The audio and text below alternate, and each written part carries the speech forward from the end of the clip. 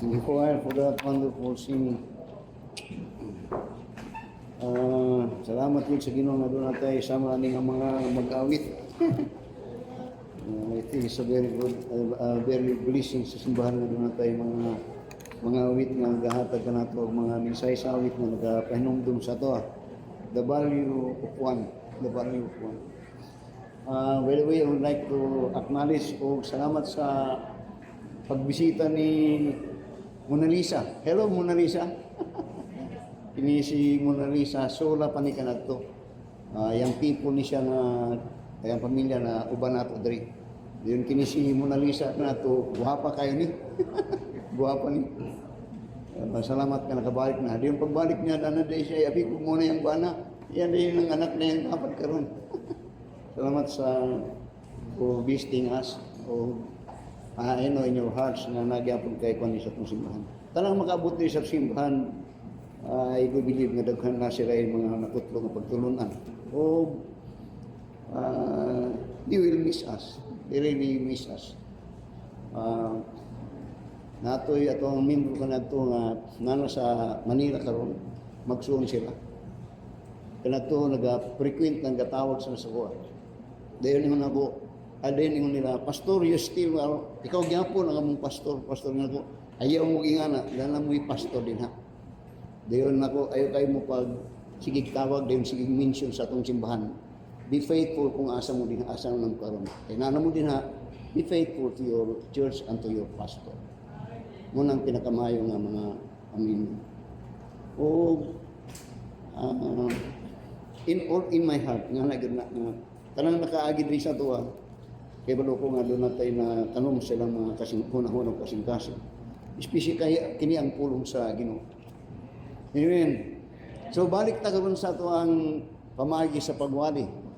Ako na pong balik ang hopefully nga mo balik na po taning pamagi nga unsay ginatudlo sa Sunday School muna po atong ginawali diri. Gani ang buntag for sa wala naka-attend o sa mga ang atong lesson is about life.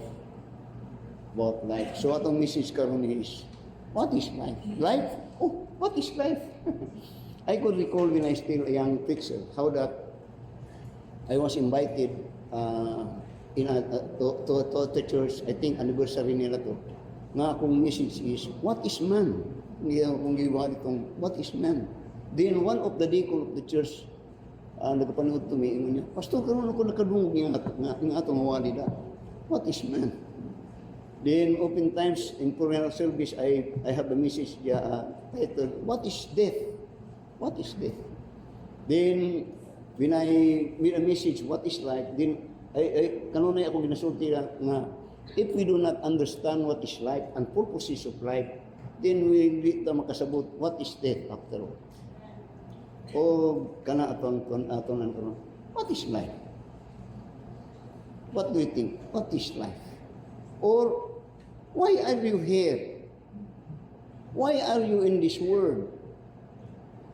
Then what is your purpose? Why you are in this world? Or what is God's purpose that you are here? Mga butang mo sa hindi nato ginatanaw o ginahatag importansya. But for a thinking person, also a person that is purpose, doon siya purpose yung kinabuhi, dapat masittle ni o mahibuan niya ni. What is life? What is life? Now, you will find in our text in the book of James, where our text is for this message is taken, that in here in verse 14 to verse 16, particularly sa verse 14 to verse 16, here si James, the brother of the Lord Jesus Christ, half brother, is speaking about the manner of life that we spend in this life, in this time, in this world. That he said niya, whereas ye know not what shall be on the morrow.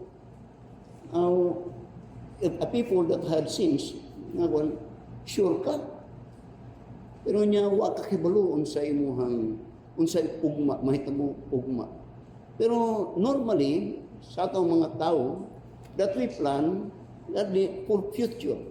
Na in fact, ang ugma, doon na tayo mga plano, pero nga, kakahibalo, say, what will be your tomorrow? Then when I think about it, I always remember, when I was still young, how that I could recall it was 1987, I think. I was 32. Na doon ako siningan sa Davao. He was an accountant. He is an accountant sa Piltras, tapad sa, di ko kalimot, tapad San Pedro Cathedral. Buntag sa'yo, ako padulong ko sa opisina nako. Siya po padulong sa yung di gusto yung pantuan, murag na sila. Di nagtagbo mi sa kanto. Dahil ako may proof reader mo. Oy, pre, asa ka pre? Sa'yo kaya ka. Di ako po sa'yo, good food kayo ka. Niya digos ko. Pero wapo ang conversation. Tapad niya, yung backlight, yung anak, I think fourth year high school. Pagkahapon, puli ko, perting gubuta sa among lapit na kumosyon. Doon pag, unsa na? Kaya kung may, unsa din, sa problema, ano nag-anan? Pre aying, katong ako, pre, patay si boy, pre. Pero kato, ang edad ato ka nagto, just mga edad po na ko, 31, 32. Patay, pre. Naman, disgrasya. Kung uban pag iyang anak. Pero, basko good kayo sila. What I'm simply saying, di taksibal mo. Gani, when we speak about life, ako wag yun ko nagtuo nga makaabot kong tagom. Nadiri ko sa tagom, hantod nga siguro mamatay ko, na ako sa tagom. Nga naman, taga-Pagadian City ko. Wala ni sa akong programa ni Alipit. Wala kayo. Which means that sometimes we plan for our life, but later on you will know, ano mo nagahitabo man? So, diri, si James, yung gihistorya niya, whereas, wa kakabaloon sa imong ugma.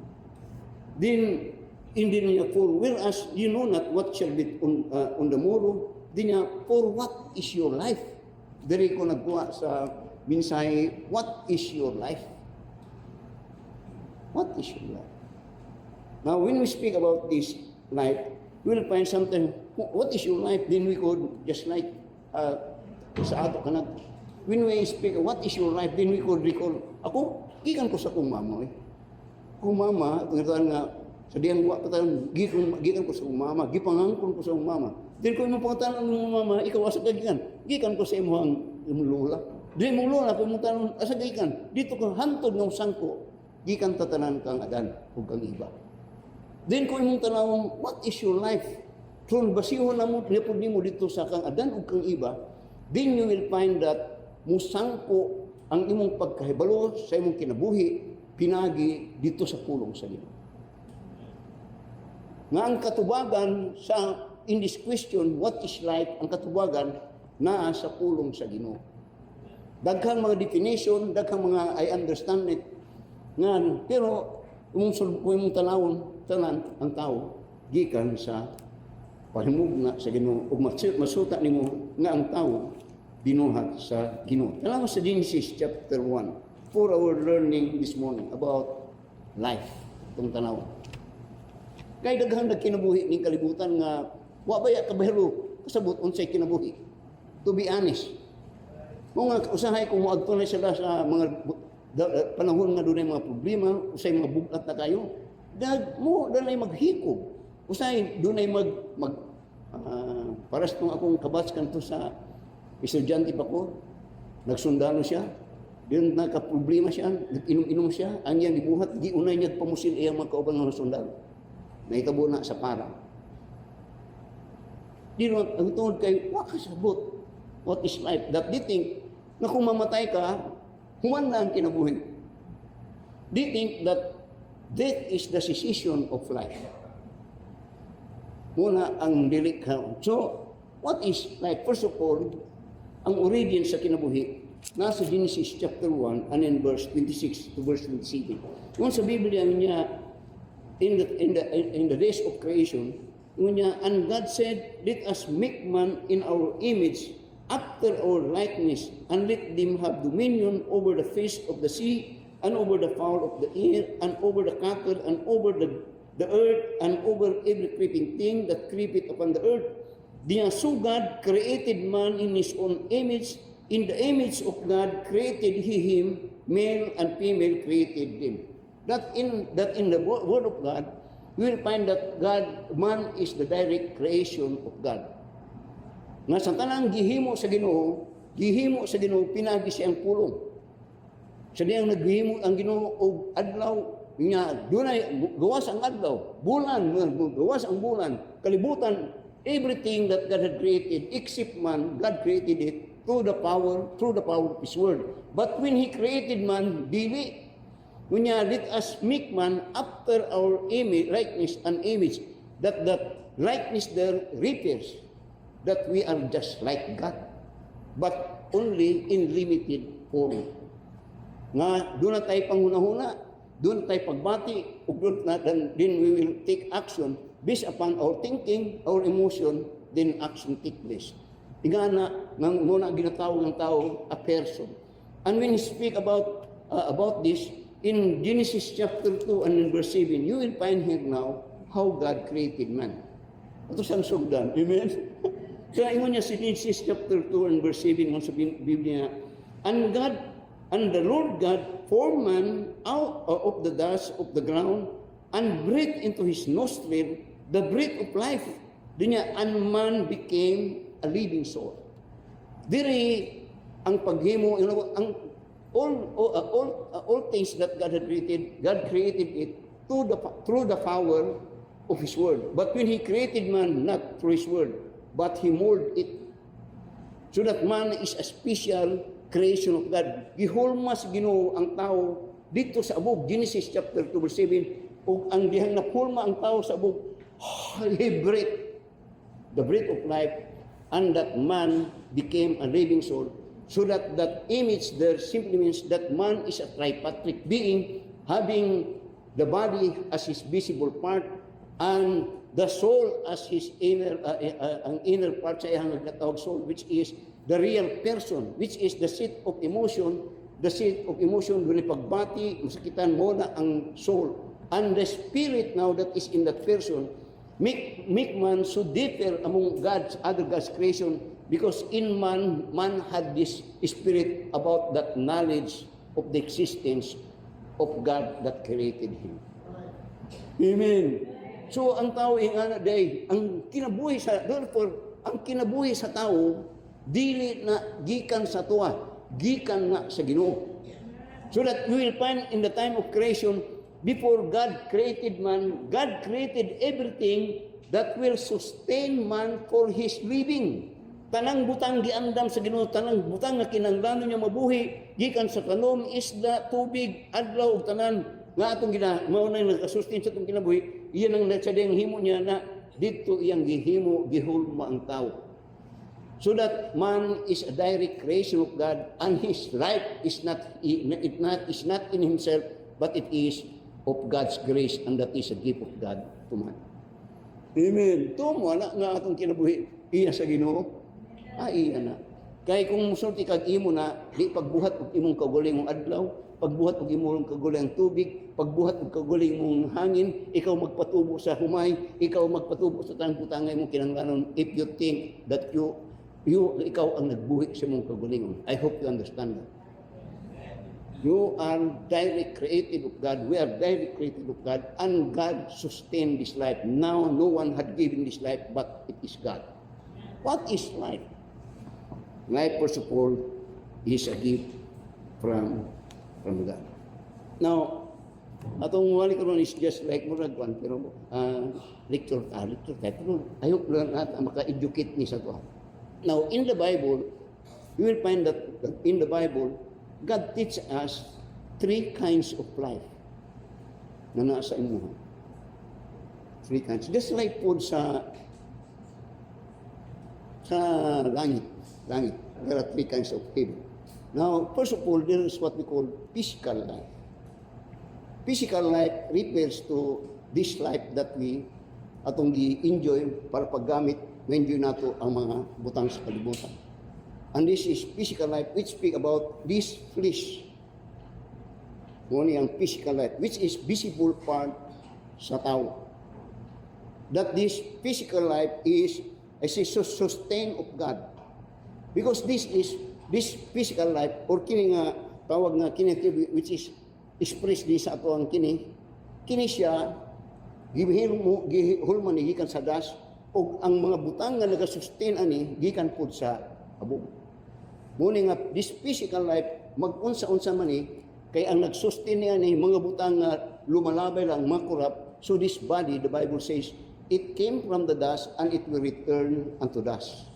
Which means that this body, which is visible part, which is diri na concentrate maayo atong pagpantanaw, pagkinabuhi, nga atong ginatanaw o kini atong giamuma og maayo, pero either we like it or not, this is temporal.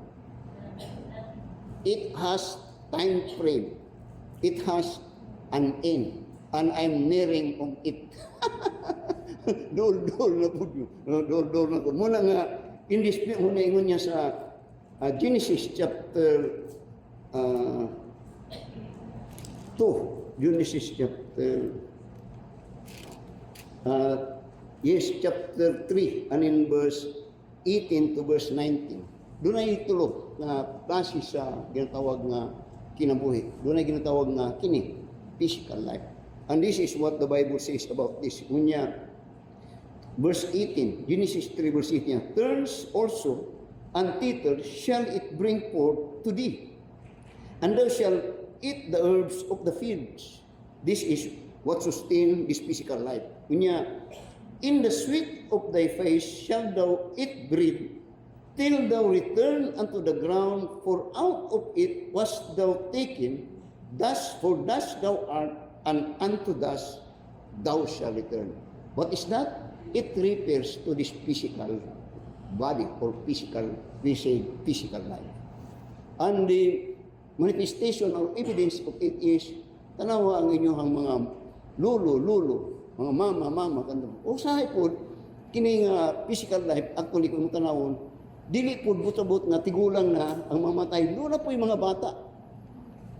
Muna nga, the Bible teaches in Acts chapter 17.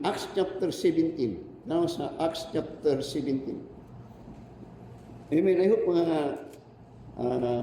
I could convey with this message so that later on we will find why God created us, and that is we will later find the purpose why you are here.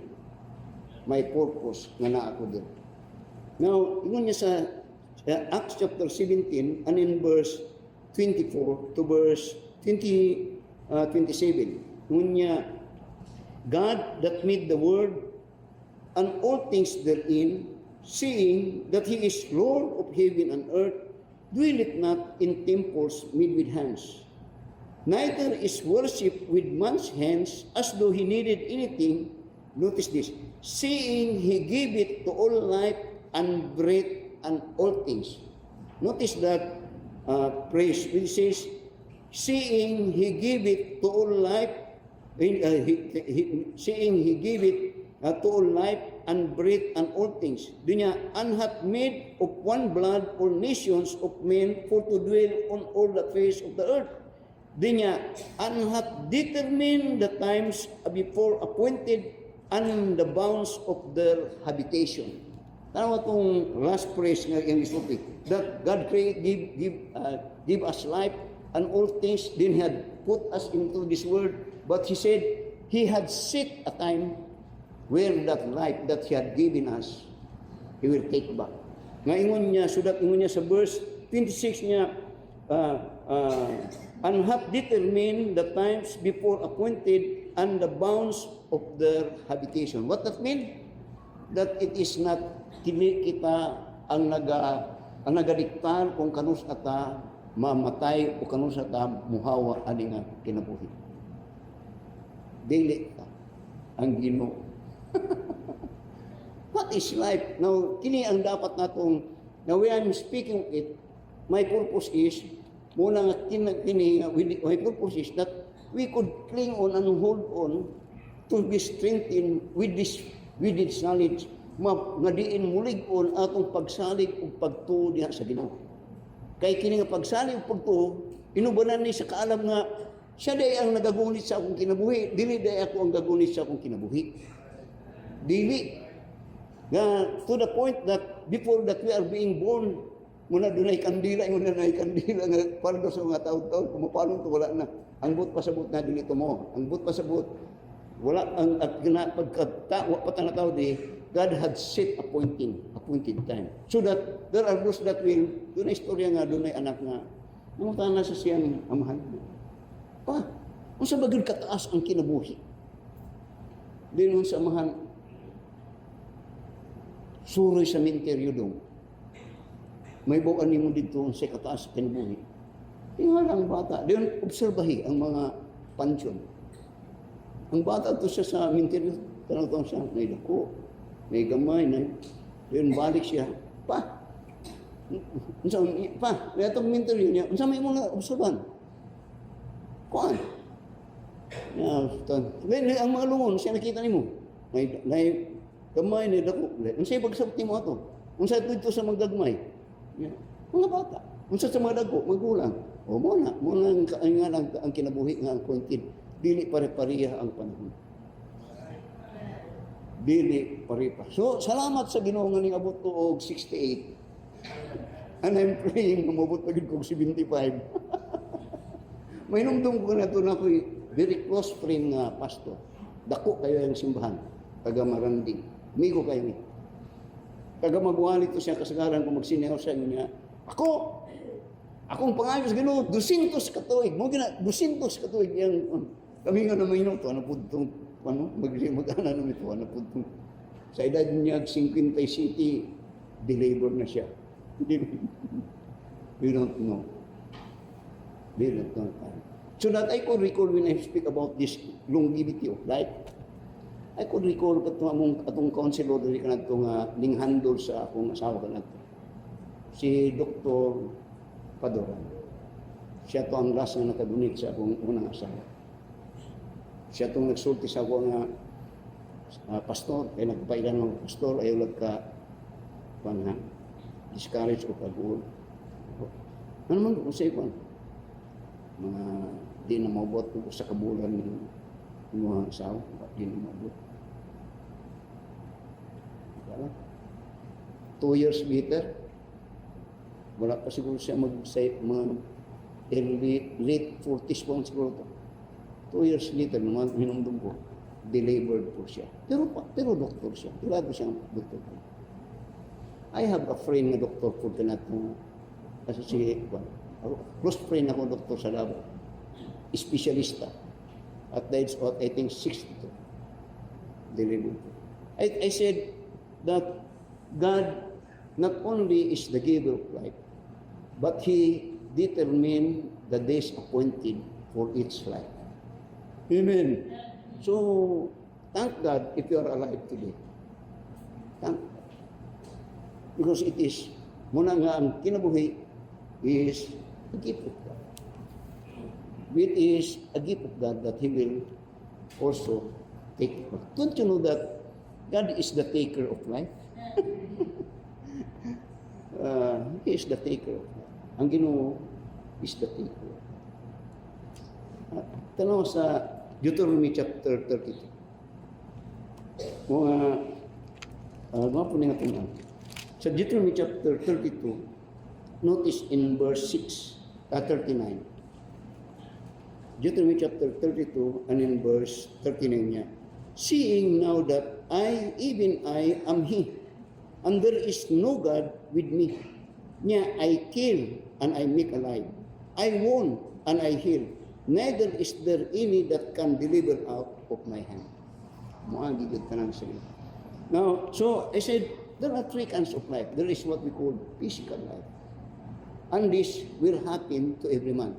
For God said in Hebrews chapter 9 and verse 27 niya, and it is appointed unto man once to die. Yeah, but after this, the judgment. Notice the word appointed. It is God that appointed my time and your time and every man's lifetime. It is appointed unto man. You may be very strong karon, pero it is not a guarantee that only God knows na taas pa kayo ng kinabuhi. Amen. There is also what we call spiritual life. In the Bible, there is what we call spiritual life. Now, many people do. For me, this is a very good message for our learning. Kaya daghang mga tao that think only for physical life. They think that when they die, no more existence. They think when they die, problem solved. Adili na. For God, when God created man out of the dust and He breathed His life, that life that you possess is eternal. Either you are saved or you are not saved. You possess eternal life. Either luwas ka o dili ka luwas, eternal life. Kanang dunay pagbati nga masakitan kana way kamatayon nagihatag sa imo ginatawag nga spiritual life. I mean to say spiritual life. Now everyone do have that spirit. And when you die, kana buhi. Kanawa, sa Luke chapter 16, kaya naman siguro mo sa Luke chapter 16, and in verses 19 to verse 31, in which in the Luke chapter 16, and in for our, sige lang, Luke chapter 16, and in verse 19, you will find here about the death of this rich man and Lazarus. In which here you will find in verse 22, where it says, and it came to pass that the beggar died and was carried by the angels unto Abraham's bosom. The rich man also died and was buried. Both of them died. Physical death. Dinuhin niya, and in hell he lift up his eyes, being in torment, and seeth Abraham afar off, and Lazarus in his bosom. And he cried and said, Father Abraham, have mercy on me, and so on and so forth. Which you will find here, the body is dead, but that soul is very alive, very conscious. Amen. So that death is not actually the end of the cessation in the life of a person. Dili. Kaya usay muna dapat magtuon ta. Kay, abinin mo yung ani. Many people are scared to death. And including me. Wala, tanang tao mahadlokon nga mamatay. Wala tao nga dili mahadlok mamatay. Pero ang diferensya sa magtutuo sa dili magtutuo, just like me nga ako magtutuo ng Kristo, o ako luwas ko ni Kristo, death for me is a welcome thing to happen. And for me, when I think about death, no more fear. No more fear. Now, magkonfirm no more fear because I know where will I go after I die. Ang problema sa tao ganung mahadlok sila sa nga mamatay, tungod kay di sila kay balo kung asa sila padulong human sa kamatayon. You are scared to travel when you do not know where you go. When you are uncertain to the place ka asa mo end ka. Muna many times kung naghahatag og mga prayer service, I always say that we are just a pilgrims. Pilgrim, moabot yun ang kadtong end. Pero ang problema, daghan nagabiyahe sa kalibutan, nga wa kay balo, asa siya padulong, human sa iyang biyahe. Wa kay balo. Musulti siya, ang Ginoo na lay masayod, adi naman na mao. Bahala na kung asa, di po na pwedeng mo biyahe kung musulti, kung bahala na, walay pag, that is, di magsilbi na, pag magbiyahe ka, magbiyahe, magsakay kag bus, din pangutanong ka sa conductor, asa ka sir, padulong, musulti ka, wako kay balo. Yeah, pagtarong niya sir, kay padulong ni Davao, wisa ka asa ako, adi na pwede. You must know that muna ni Paul niya, we are just a pilgrim in this world. And when Abraham says he's a pilgrim, he knows where he will be going. Unya, the city, a prepared city, a holy city, he knows it. Muna nga dughang mga tao nga mahadlok nga physical because they are not certain where they will end. But for those that knows it, I said there are three kinds of life. First, physical life, which is dunay end. Dunay spiritual life. which is everyone has this. Pero doon ay destiny ang tulungan. Either heaven or hell. If you do not know where you go after you die, you go to heaven or to hell. Because heaven is a sure thing, a place that is sure for a Christian that he will go. Muna sa John chapter 14 and in verse 1 to verse 6, when the Lord Jesus Christ is giving consolation or comforting his disciple niya, let not your heart be troubled. You believe in God, believe also in me. In my Father's house are many mansions. If it were not so, I would have not told you. I go to prepare a place for you, that where I am, there ye may be also. Philip says, Lord, show us the way. Jesus Christ said, I am the way, the truth, and the life. No man come into the Father, heaven, but by Jesus Christ. Jesus is the way. So, third, there is what we call in the Bible eternal life. Eternal life. And this eternal life is a gift of God to the believers. This eternal life is a life that will be spent for eternity with God in heaven. Amen. This eternal life is a gift of God to all that believe on the Lord Jesus Christ. All that, and this eternal life is a thing that is sure while you are still alive and you know it. Muna sa John chapter 1. John chapter 1. Notice in verse 3 to verse 4. Yeah, John chapter 1 to verse 3 to verse 4 niya. All things were made by Him, Jesus Christ. And without Him was not anything made that was made niya. In Him was life. In Jesus Christ, morning a life. Then niya, in Him was life, and the life was the light of all men. This eternal life is a light. Isa na, Pastor. Tanaw sa John chapter 3, and in verse 13 to verse 16. In John chapter 3, ang pinaka-main theme there, message is about to be born again. Then, here in this particular passages now, he said in verse 13, and no man hath ascended up to heaven, but He that came down from heaven, Jesus Christ. Kunya, even the Son of Man which is in heaven. He's referring to Jesus Christ niya. And as Moses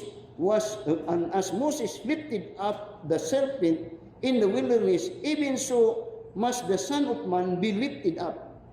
Ang inisgutan na Jesus Christ will be crucified, lifted up to heaven, which is also being, speaking about Moses, that lifted up is happened in Numbers chapter 24, in which ang mga halas giatake ang mga Israel.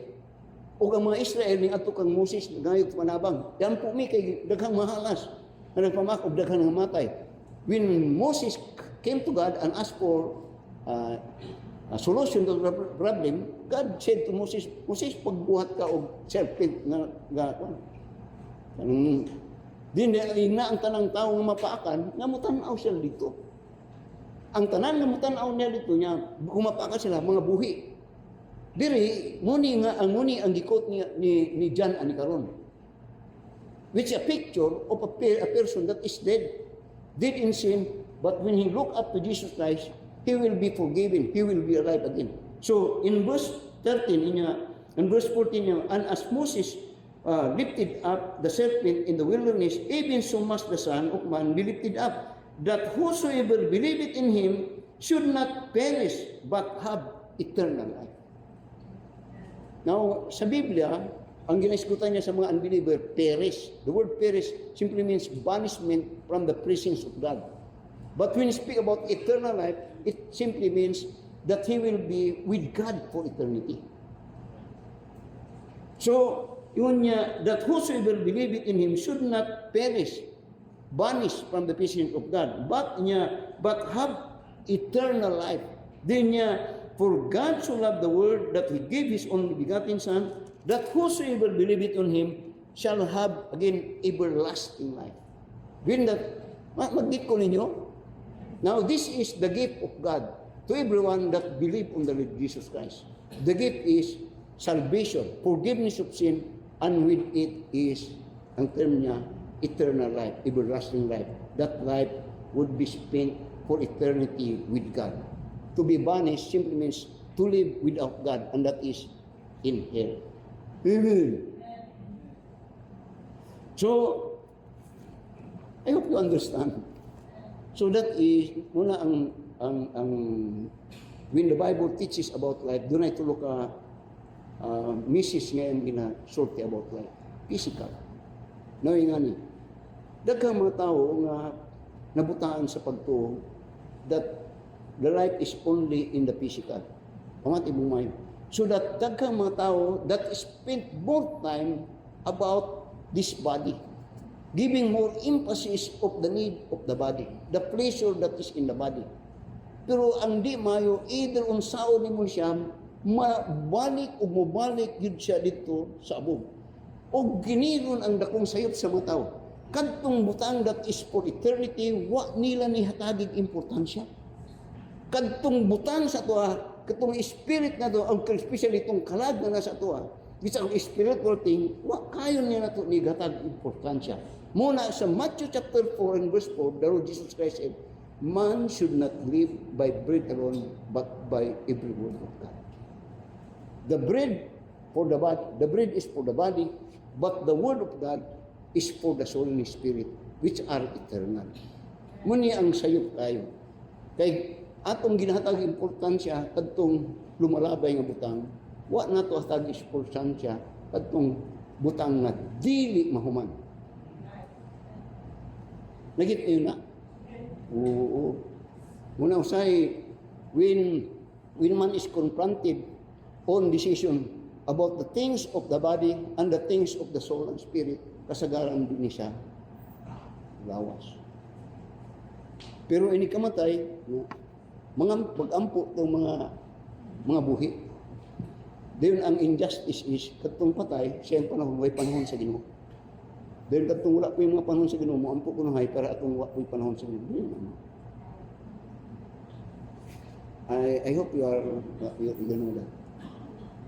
So, normal ba yan? Kung yung tanong po, ingani po, kasagaran ang mga tao, bright beta. Para sa ako, maro tayo po. I will always invest for things that will last long, more than a thing that will only pass to show. Amen. So, quickly, the purpose of life, napaunda ko itong buwan, I hope na, ito na naman ninyo na, about this, the longevity of life. Now, then thirdly and lastly, the purpose of life. What is the purpose? Sumagyod purpose.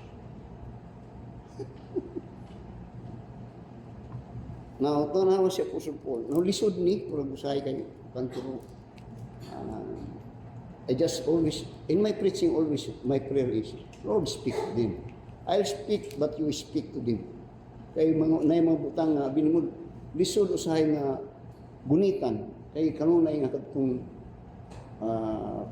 things that ang atong ginadiman is, nga butang ko sabot, it is always that we demand for things that faith must be supported by evidence, or the notion that we always say that to see is to believe. So when we speak about things that is eternal, things that cannot proven by the things of the world, maglisod ka gunit. So the question remains, what is the purpose of life?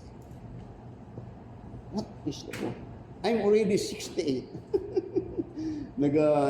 Ayok na mong kamong mga batanon dili siguro pamuga ko na. Pero kaming ako nga edad-edaran na usa katupod siguro nagaedad-edan.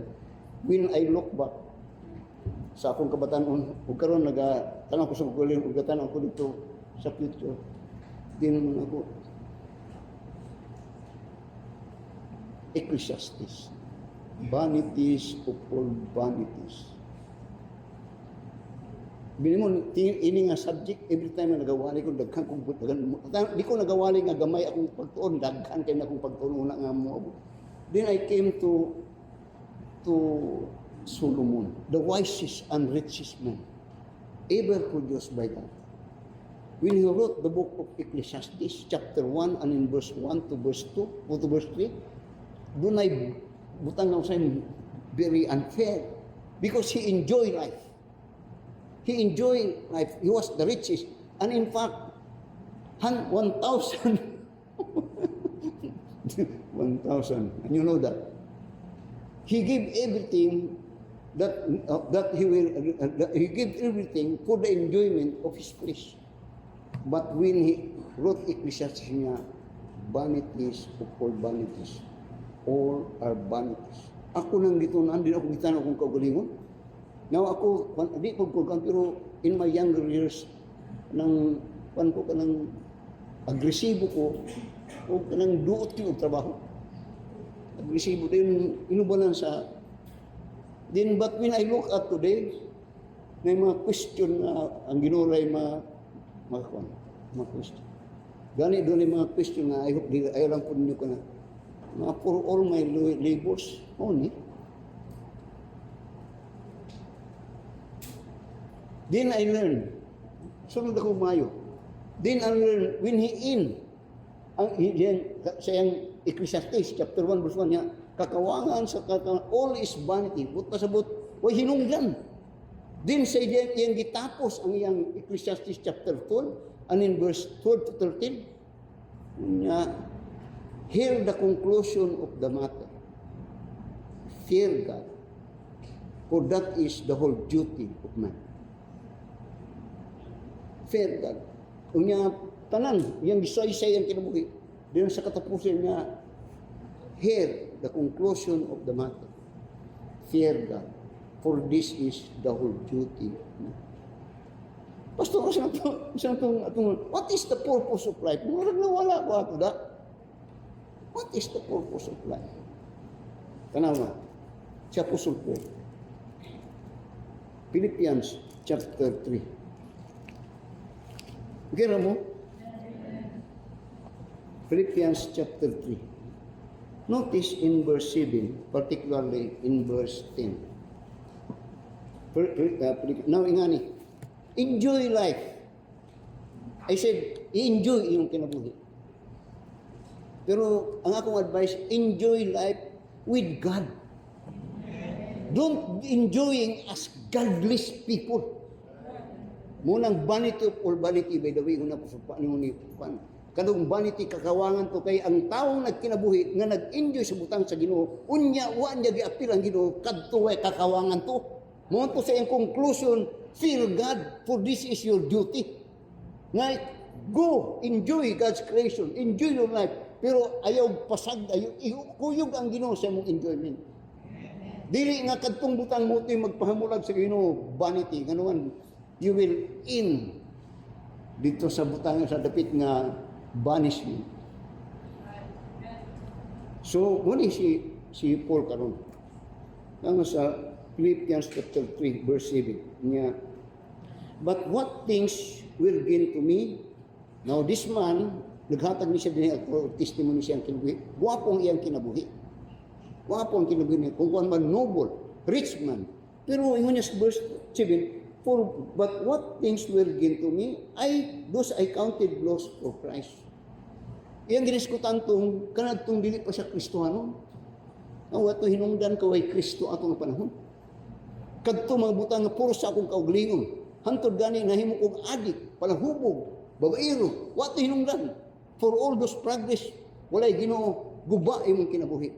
Din mo niya sa verse 8, ye, doubtless, and I count all things but loss, tunay kani, for the excellency of the knowledge of Christ Jesus my Lord, for whom I have suffered the loss of all things, and do count them but dung that I may win Christ. Your purpose in life is to know God. Ang purpose, ang yang result TV, ang purpose nga ng akin niya, una sa tanan, kini wala yun ni sa uban. Pero sa imuha, karon nga Kristohan ka, ilhag maayo ang Ginoo. To know God. Yan naman, kung wala ka ani, tanawa sa Proverbs, sa kakuning ginabalik ano na nahimong favorite po din ni Brother Gilman. Psalms chapter 10, and in verse 4. Psalms chapter 10, balik tayo na dito sa Proverbs, sa Philippians. Kulang maling ihapit sa inyo. Sa Psalms chapter 10, verse 4 niya, The wicked, through the pride of his countenance, will not seek after God. God is not in all his thoughts. Wala di ka pwede, anak. Pero unbeliever, pero as a Christian, when you understand that God is the creator of everything, He's the sustainer and giver of life, kana, ang Apostle Paul, ilhun yun na ko ang mayong Ginoo. Now, ano man na, ano yung purpose? Now, in our relationship, even in our particularly sa marriage life, the more na mo gwapo inyong kinabuhi kung magkailhanay yun mo mayo. Kay masinati ni mo nga, muni dili mayo, muni di ang gusto din kung masinati ka nga, ang iyang gusto ko nun nga, iya kang labayan o durian yung sa loon, agay no. Ilhon nim siya. Din mo build up ang mayong nga relasyon. Din mo build up nga mauni makalikay-likay ka, dili niya na gusto, muni yang gusto. Ilhon ni mo nagmayo. Ing anak po sa Ginoo, so that it will establish respect. Gani, kanunay makasulti ka nga, for the glory of God, because you of your knowledge of God, that without Him, wala ka. And that knowledge will imbibe in your mind that He is the giver of life, and He is the giver of those things that you possess. Now, tanawa, sa Ephesians chapter, so si Apostle Paul, Pablo, ilhon jud na ako ang Ginoo. Tanawa sa verse 10, later sa verse 10, Philippians chapter 3 verse niya, that I may know Him, and the power of His resurrection, and the fellowship of His suffering, and being conformable unto His death. No, yan ang butang pasabot. Have you any time for God? Now, sa atong relationship, the more na mo establish atong relationship nga mamayo is, nagano mo, through communication. Sulay daw nga dili mo mag-istorya, magbungol mo, di po na normal. Kasagaran kung magbungol, may diferensya. May diferensya. Pero sa ato ang ginawa, muna yung ginawa, binimo yung gusto, that we could build a strong relationship with Him, is to know Him. And His method, and His invitation for you to know Him, pray. God says, pray. Pray. What that means? Talk to me. Talk to me. Amen? Now, tanawa. Lastly. Tanawa sa Jeremiah. Jeremiah chapter 9. Jeremiah chapter 9. And in verse Jeremiah chapter 9. And in verse 23 to verse 24. Ano? Jeremiah chapter 9, 23 to verse 24. Notice what the word of God says niya. Thus saith the Lord, let not the wise man glory in his wisdom. Sa'yo na kay balo. Pero dili na ka magpa, yun, not to glory in your kay balo. Neither let the mighty man glory in his might, na kay kusog, na kay abilidad. Let not the rich man even glory in his riches. Dili ka diri maghimay nga dili. Pero kini ang atong ginatanaw, kini atong gusto. Nga mailhan ang atong pagkabantugan, di na sa atong pagkahibalo, sa atong abilidad, o sa atong posisyon. Well, pero sa dili din na.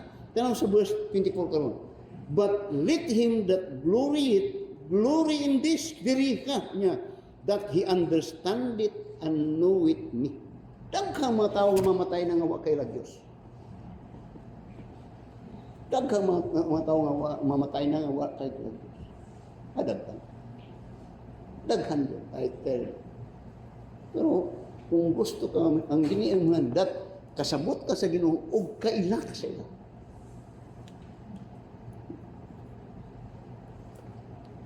The purpose of life. Secondly is, life is just too short. But let this life too short be a time for you to know your eternity. Where will your life be when you end this life of this world? Kana ang sa ka-purpose niya mo pang kuno. Nga kini nga kinabuhi, mubo lang, pero kinahanglan niya kinabuhi, nga mahibaw-ani mo, kung mubiya ka din asa ka mag-in. God give you this life that you may also know where you will end. Why? Because we are just pilgrim.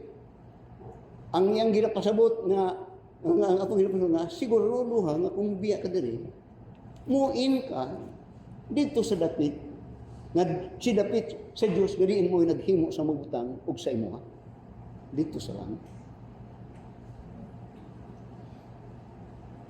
Now, I said, either you like it or not, we are just a traveling, a merchant in this world. There will be an end. It is certain, but we do not know when. It is certain, but we do not know where or how. But it is certain. But the good thing is, when it happens, you know where you end. You know. And that is, you need to understand that God said, let not your heart be troubled. You believe in God, believe also in me. In my Father's house are many mansions. If it were not so, I would have not told you. I go to prepare a place for you. There is a place that God prepared for His people. That is for His people. Kanang dapitan na, inandam na sa iyahang mga tao o sa mga magtutuo niya, Kristo. Pangutan na, madto ka ba dito? Kundi God offers it. He offers it. God sacrificed for us that we could have that way. And the only time that you could have it, receive Christ as your Savior. Believe Him. God said, for as many as believe Him, to them give you power to become the sons of God. For God so loved the world that He gave His only begotten Son, that whosoever believeth on Him should not perish, but have everlasting eternal. Are you saved? When you saved, you will come to realization the purpose of your life. To know God more. Muning kagsimba ka. Muning na tayo Biblia nga itong litudlo. Kaya at the end, you will be, abinin mo sa at the end, we will be facing examination. You will face God's judgment. And the question will be this here. Primarily is, are you saved? Who is your Savior? Jesus, God said, and thou shalt call His name Jesus, for He shall save His people from their sin. He is a Savior. There is a Savior. So you have, dili na ka magkudo. Unsa na ako pagluwas? Unsa makaluwas ako? Unsa sa Biblia nay manluluwas. Tawag siya Kristo kay siya muluwas. Ano mangita pagublain ng pamaagi? Mo na giyon sa Biblia. Then in Acts chapter 4 verse 2 niya, there is none other name given among men whereby we must be saved, and that name is Jesus Christ. None other. Your church, our church, your prayers, our prayers, our works, it will not save. Only one, Jesus Christ. Let us stand up and let us pray. Our most gracious and loving Father, Lord, salamat na sab sa mensahe. May tungod sa kinabuhi gini. Many people live without understanding what is life. They think that life is only in this world. They think that when a person die, it is the end. It is not. Because man, when they are born in this world, they have possessed that soul and spirit which are eternal. And in fact, that is the real man. The soul that is in a person, in that body. Muna nga, tabangi kami Ginoo. Though, dili mo pasabot that we are not to enjoy. God even says that He desired for us to have abundant life. But the fact is, in this life, abundancy, it is always that God is our partner. It is God in whom we have depended much of these things. That at the end, Solomon said, the conclusion of the matter is fear to fear God. And when we fear God, therefore we obey Him. Therefore we follow Him. So salamat sa mensahe, just trusting always that the word spoken and people will respond according to thy wishes, that I pray with the will of God. So bless us being blessing the messages in this pulpit, I pray in Jesus' name. Amen. If you have not received Christ, receive Him na. Hindi ako pray that. Hindi natin na namudulog sa watsuro. Lord, salamat sa mensahe. Karoon nakaila ko nga ako na makasasala. Nga ako, di ko makaluwas sa kong tinalo. Lord, dawatin ka kagunan. Oh, could pray. And you will see how God will do. Living for Jesus, our life is true. Striving to please Him in all that I do. Yielding allegiance, glad-hearted and free. This is the pathway of blessing for me. Oh Jesus, Lord and Savior, I give myself to Thee. For God in Thine atonement, this give Thyself for me. I owe no other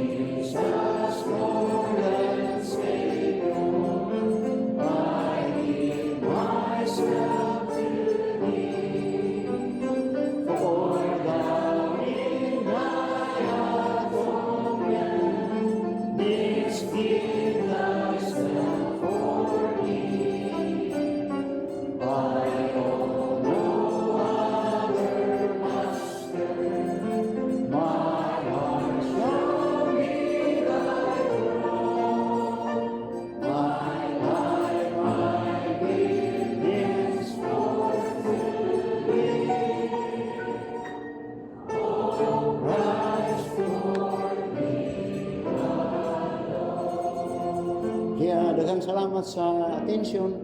Just a reminder for a meeting this afternoon para sa ato couples banquet. Then on Sunday, you come back, I'll be preaching about marriage. Kanang taga Friday at taga February, it's about, message is about home, marriage, and child rearing. On Sunday, I'll be preaching about marriage. So, kamo mga single pa rin, pag-minyo na mo para maka-appeal mo. Amen. What more? Kaya, thank you for your attention. I hope that we learn great fruit again this Saturday. Be faithful. Be faithful to the owner of your life. Brother Jeremy. Okay.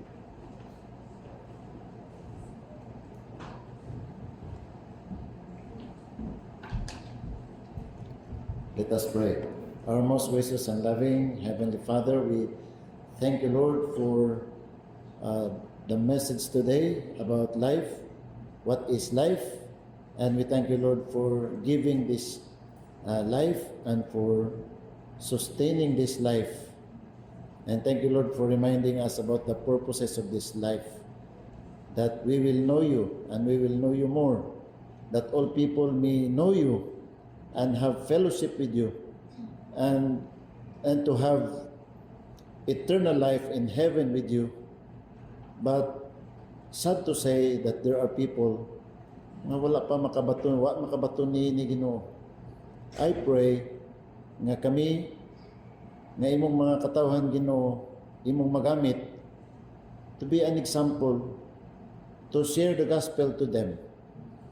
I pray, Lord, nga kining kinabuhi nga imong gihatag o imong gisustain o gihatagan nimo Ginoo o kinabuhi nga walay katapusan while nagakinabuhi pa kami nining kalibutan nga magamit pa kini Ginoo sa imong buluhaton.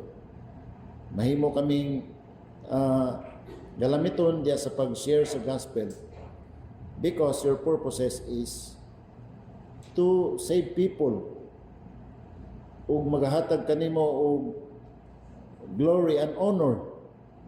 Salamat Ginoo nga this time karong buntaga na dinhi ang imong mga katawhan Ginoo. Mao kini ang kinabuhi. I believe nga gusto nimo Ginoo nga magasimba kami kanimo, maga-glorify kami kanimo, maga-honor, magapasalamat Ginoo, and that imong gihatag kanamo nga freedom among gamiton diha Ginoo sa pag simba kanimo sa kanunay. Thank you so much for the message this morning. A very challenging message Ginoo. Ug salamat sa reminder about this life.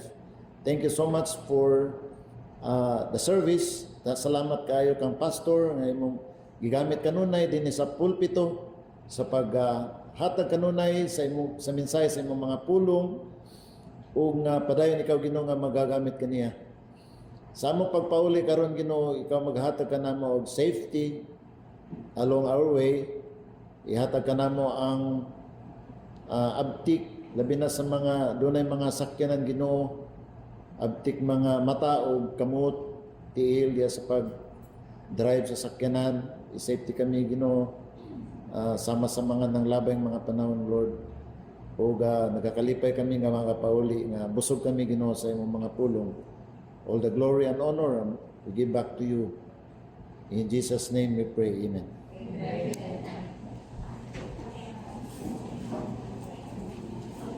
Amen.